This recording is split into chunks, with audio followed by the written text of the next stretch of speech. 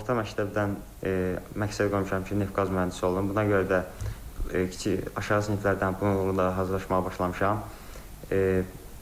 Hazırda Bakı Ali Neft Məktəbində neft-qaz mühəndisi üzrə təhsil almaq istəyirəm.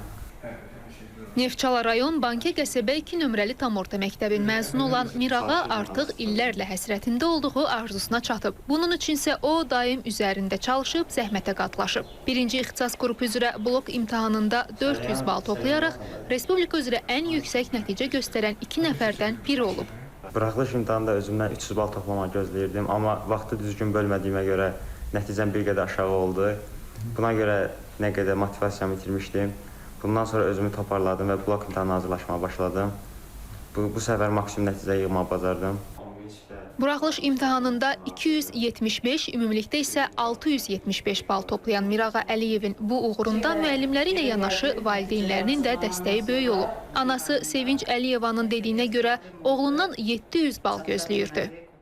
Qarşısına məqsəd qoymuşdu 700 bal yığmağı, amma bu balı toplaya bilməsə də, buraxılış imtahanında bu nəticəni göstərə bilməsə də, blok imtahanında tam bal yığıb bu nəticəni göstərdi, bizi, müəllimlərini sevindirdi. Bunun üçün Mirağa ilə məşğul olan bütün müəllimlərə təşəkkür edirik. Mirağa Əliyevin sözlərinə görə o, ali məktəbi bitirəndən sonra təhsilini xarici ölkədə davam etdirmək, sonra isə doğma yurda qayıdaraq bir mütəxəssis kimi vətənə xidmət etmək niyyətindədir.